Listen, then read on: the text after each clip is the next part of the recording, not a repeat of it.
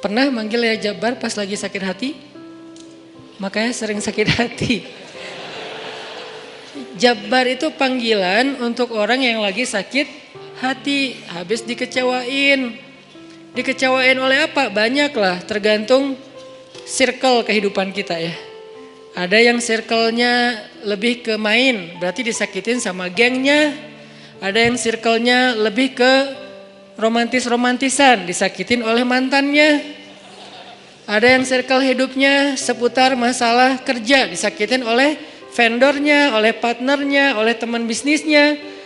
Soal circle family life kita disakiti oleh keluarga, anak, orang tua, pasangan, dan seterusnya gitu kan. Yang jelas ketika kita merasa disakitin, ketika kita merasa kayak dikecewain, panggillah Allah. Sebelum kita memanggil netizen.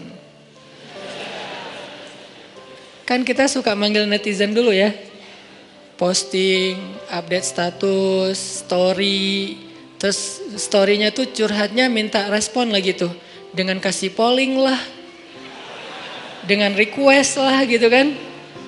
Baiknya gue putusin apa enggak ya, request gitu. Semuanya putusin terus dia bingung. Gimana ya. Nah sebelum kita istisyarah kepada netizen. Karena netizen itu istisyarah. Bukan istifta, bukan istikharah. Yang paling tinggi itu kan derajatnya dari 3 level. Meminta pendapat nomor 1 tuh istikharah. Minta pendapat Allah. Kedua istifta, minta pendapat ulama. Orang yang berilmu. Ketiga istisyarah, minta pendapat orang yang lebih bijak dan berpengalaman. Termasuk kepada teman kita atau followers kita atau geng kita, itu istisyarah. Sebelum kita istisyarah netizen, ya ayyuhal netizen, sebelum kita pakai kalimat itu, atau ya ustaz, bahkan sebelum ustaz, ya kiai, ya syekh, maka ya Allah.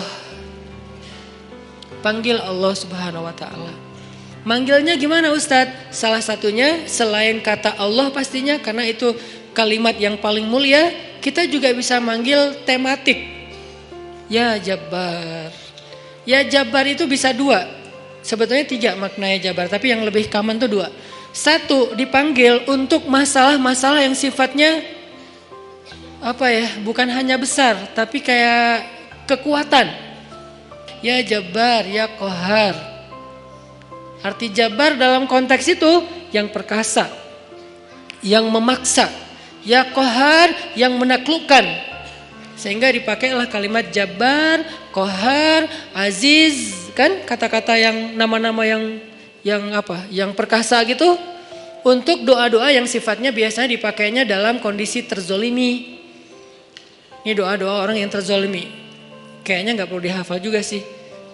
Bukan nggak perlu dihafal, nggak perlu dipakai. Kenapa? Berharap kita tidak mendoakan orang yang zolim. Kecuali yang dizolimi dalam urusan agama. Kalau dizolimi urusan pribadi sih, mending jangan mendoakan orang yang menzolimi. Kenapa? Rugi. Mending doain diri sendiri. Ketika kita punya kesempatan doa kita diijabah, jangan kasih doa itu untuk orang lain. Rugi, walaupun bentuknya mendoakan atas keburukan, tetap rugi. Mending kita pakai buat doain diri kita sendiri. Ya Allah, saya lagi dizolimin, mudah-mudahan. Nah gitu kan, berarti kan kita dapat kebaikan.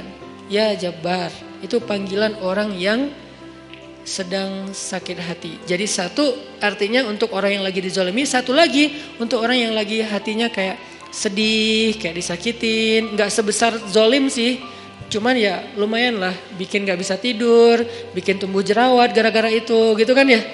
Karena stres. Jadi intinya adalah panggil Allah kalau kita lagi sakit hati dan dikecewain. Ya Allah, ya Jabbar. Salah satu doa minta disembuhkan kecewa dan sakit hati di dalam sholat adalah Rabbighfirli warhamni wajburni. Kalimat wajburni. Selama ini kita baca enggak? Kan? Tahu artinya? Hampir. Apa arti wajburni? Bukan paksa aku dong Allah, enggak. Padahal arti Jabbar juga yang memaksa kepada kehendaknya. Tapi kalimat wajburni, makna Jabbar di sini makna yang ketiga di antara 3 makna Jabbar, yaitu yang mengobati sakit hati. Jadi ketika kita berdoa, Rabbighfirli, warhamni, wajburni, warfa'ni, warzukni, wahdini, wa'afini. Banyak banget ya. Luar biasa kita ya. Wajburni itu artinya kalau kita terjemahin, sembuhkanlah sakit hati saya. Atau bahasa lain juga bisa diterjemahin, hiburlah aku ya Allah, aku lagi sedih nih.